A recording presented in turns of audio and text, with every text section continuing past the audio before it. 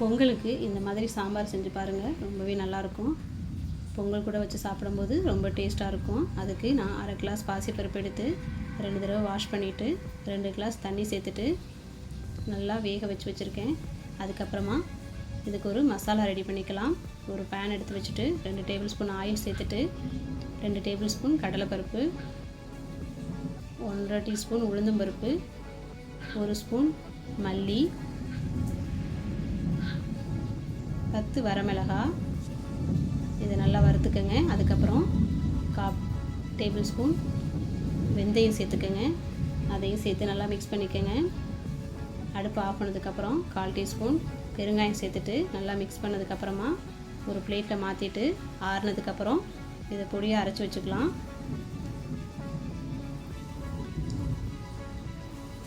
நெல்லிக்காய் சைஸ் புளி எடுத்து அதை ஊற வச்சுக்கோங்க.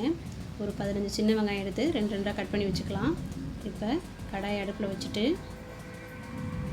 2 டேபிள் ஸ்பூன் ஆயில் ஊற்றிட்டு அதில் 1/4 டீஸ்பூன் கடுகு வெடித்ததும் கருவேப்பிலை சேர்த்துக்கோங்க.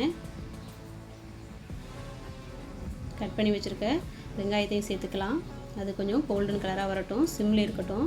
அதுக்கப்புறம் ஒரு மீடியம் சைஸ் தக்காளி எடுத்து அதையும் பொடியாக கட் பண்ணி அது கூட ஆட் பண்ணிக்கோங்க. அதுக்கப்புறம் 4 கத்திரிக்காய் எடுத்து அதை பொடியாக கட் பண்ணி வச்சுக்கோங்க. பூச்சி இல்லாமல் கட் பண்ணி வச்சுட்டு 1/4 டீஸ்பூன் மஞ்சள்தூள் சேர்த்துட்டு கட் பண்ணி வச்சுருக்க கத்திரிக்காயை இது கூட ஆட் பண்ணிக்கலாம்.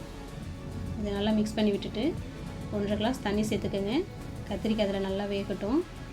மீடியம் ஃப்ளேம்லேயே வச்சுக்கலாம். ஒரு 5 நிமிஷம் இருக்கட்டும். அதுக்கப்புறமா புளியை வடிகட்டி எடுத்து வச்சுக்கோங்க. அதை இது கூட ஆட் பண்ணிக்கோங்க. இது கூடவே 1 டீஸ்பூன் வெல்லம் சேர்த்துக்கோங்க. கொஞ்சம் கல் உப்பு சேர்த்துக்கோங்க.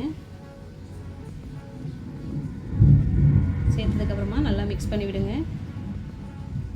மிக்ஸ் பண்ணதும் நம்ம அரைச்சி வச்சுருக்க மசாலா பொடியிலேருந்து 2 டீஸ்பூன் எடுத்து கொடுங்க. அதையும் சேர்த்து நல்லா மிக்ஸ் பண்ணி விடுங்க.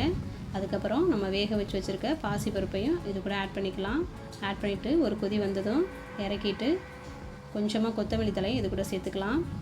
இதை பொங்கல் கூட வச்சு சாப்பிட்டோம்னா ரொம்ப டேஸ்ட்டாக இருக்கும். நீங்களும் ஒரு தடவை ட்ரை பண்ணி பாருங்கள்.